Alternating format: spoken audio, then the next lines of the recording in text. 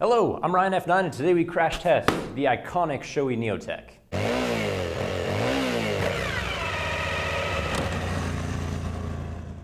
$800 of pristine Japanese engineering. You'd better take a good look now because this helmet is going to be utterly destroyed in a few moments' time. As is only fair, however, we're going to test waterproofing before we poke any holes in this helmet. I have high hopes of staying dry today. The front-facing vents are all closable on the Neotec, and rather uncommonly, the rear exhaust slit is active too.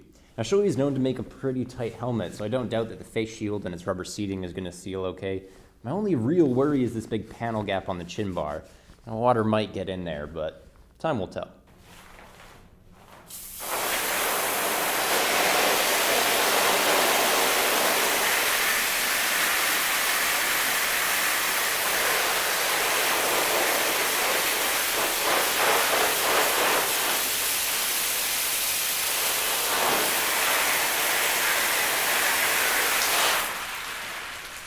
So, the Neotec handled SeaWorld beautifully. As you can tell, I'm still totally dry. No water came through the panel gap, through the vents, nothing. So, we get a full pass for waterproofing. Next is visor and puncture strength, which means I'm getting deployed to Rambo's Corner. All right, 500 feet per second with pointed penetrating pellets. We tried this with some BBs already, and we achieved precisely dick. So, now we're gonna try some different ammunition. We went for something a little pointier. It's the equivalent of getting hit with a sharp rock at about 550 kilometers an hour.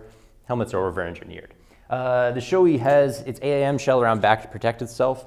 That's fiberglass mixed with some organic fibers for elasticity. It's not going to be as brittle as something like a carbon fiber, maybe a thermoplastic, so I'm not really sure if we're going to get through it. The face shield in front, who knows? Same with the drop-down sun visor. We'll have to find out when we shoot it. We'll put 5 shots into each and count how many went through. So I'll try to keep hitting that spot. Probably just a little bit above it, because I think I'll have a better chance of getting through up there, but I haven't got through yet.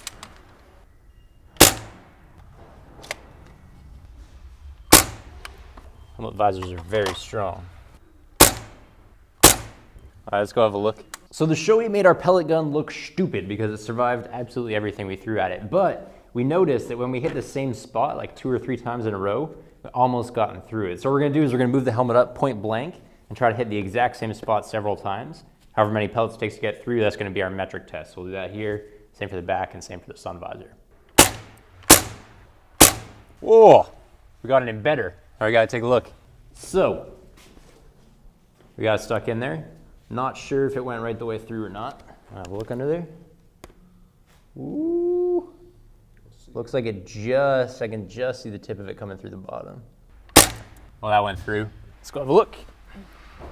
That's gonna be a 4-shot shield. Yeah, I think probably the red part just came off, right? Yeah, here it is.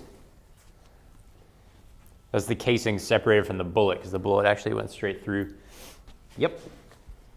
That would hurt your eye, forehead, somewhere in there.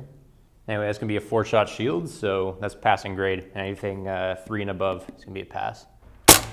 I don't think we're through yet. It's pretty impressive actually for how much thinner it is. We might want to take a look. I think we're almost through it. We're not through yet. Take a look. I think that's actually a puncture. Yeah, so we've gone right through on the 4-shot. It's actually really impressive that this, which is much thinner than the face shield, took the same amount of shots. I think because it's not anchored on the bottom, there's a lot more flex to it, and that actually lets it bounce the BBs off a little bit easier. That was amazing. Yeah, 4 is definitely a passing grade for the face shield. I think we're almost through on 1 shot. We might be through. You can see where the fibers have come apart there. But I don't think we're actually into the EPS foam at all, and there's not a bullet lodged in there.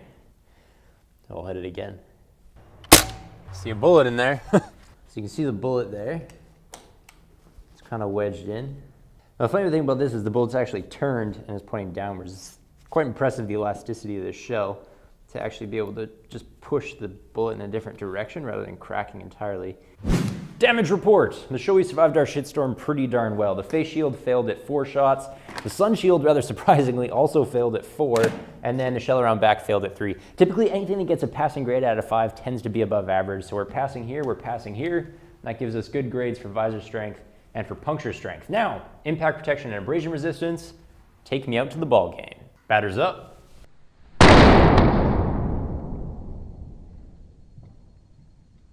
So we actually didn't break the visor or the chin bar mechanism, which is absolutely impressive on Shoei's part, which is good. But, yeah, more than 50 Gs, so potentially lethal here for Brian F9. Not really surprising. You know, Sharp gave it pretty bad impact protection on the sides as well. I think Shoei put less EPS foam to make it slim on either side, and that's probably why we killed them. It's supposed to be a little bit better on top though, so we'll see. Bombs away. So we got no cracking on the top head at all, which is amazing. Normally fiberglass will crackle rather than crack anyway, which disperses impact better, but this didn't even do any damage. It glanced the blow right off, which is great. And he's alive, which is awesome. I'm sure Brian is very excited about that. Now I don't have any cheeky saying for abrasion resistance, so I'm just gonna grind it out.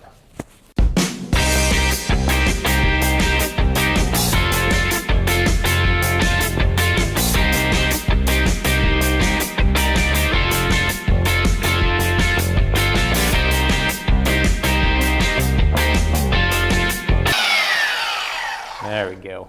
That's EPS foam there. All right, so it took 1 minute and 38 seconds to get through to this EPS foam here. You can see we've just gone through the fiberglass and got right into the impact padding there. So that's full penetration in 1 minute 38. It's really good. I mean, obviously you'd have to be doing like 1 billion kilometers an hour to actually slide for 1 minute and 38 seconds. What we find is that anything over 1 minute tends to be pretty good. So this is gonna be a passing grade for abrasion resistance. We got a failing grade for side impact protection, however, because it triggered that 50G sticker. We did pass on the top though. I was kind of hoping it would, because this Shoei is a very chunky 1,780 grams for a size medium, and for a fancy fiberglass and organic fiber shelled helmet, that's really heavy. You know Shoei put a lot of padding into this helmet, more than they even needed to pass its DOT sticker. I'm glad it actually paid out for him on top. Next, we are going to test the Achilles heel of any modular helmet though. This flip-up mechanism is a literal weak link. I don't think it's gonna handle Golf Town very well.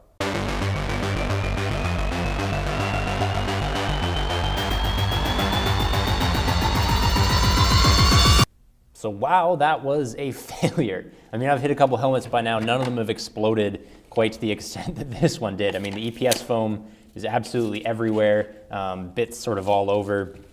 The chin bar itself has actually come free of its mounting on this side. Busted the visor. It'll still kind of latch closed, but no, I mean, the thing is basically destroyed. Again, you know, every sort of chin bar fails to some extent, but this is a lot more than most of the helmets that we've tested. So shame, Shoei, didn't pass the chin bar test. Next, we're gonna do heat resistance, and I want you to pay attention because our testing method is very scientific. Bird, baby bird. Woo! Oh yeah. Now, how to use your helmet properly. I'm pretty sure this is not what Shoei had in mind, but we'll go with that. That is beautiful. Look at that. That is gorgeous. I'm sure these vents won't last very long. Oh, yeah, now we're getting through the plastic there. Yeah, it's melting a little bit. This is where we got through the fiberglass earlier. Oh yeah, see the foam will go. Oh, look at that.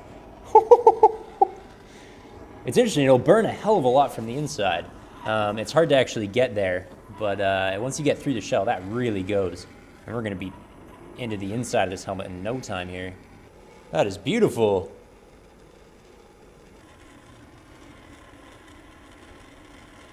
Yeah, it's starting to melt. You can see it bubbling a little bit.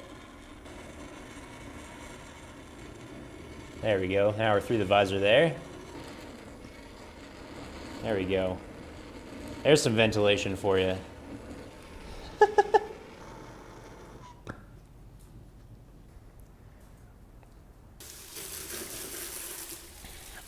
Oh.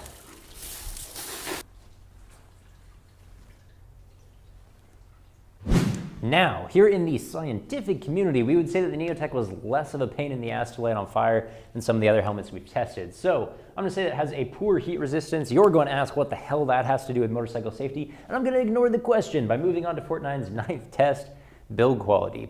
Basically, we ask ourselves what still works on here, and rather remarkably, the chin bar mechanism, which locks down there, and the face shield quick release still works, which is really highly impressive. This vent as well here, Still slides, operates the way it should despite having been burned directly. This vent around the back here though is fused shut, and of course the insides are totally gutted since I burned the owner's manual and chucked it in there and all that jazz. But really very impressive Shoei. The fact that this Neotec with its basic mechanism, which is opening the chin bar and the visor and that stuff, the fact that that still works, high marks. I'm very impressed. So that's going to give a passing grade for build quality there.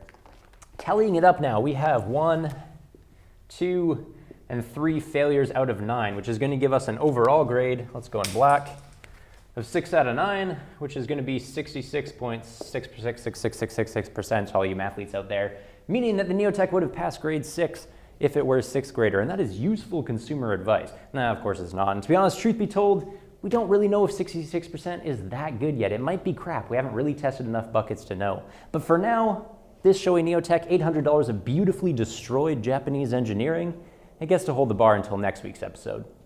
Good night, everyone.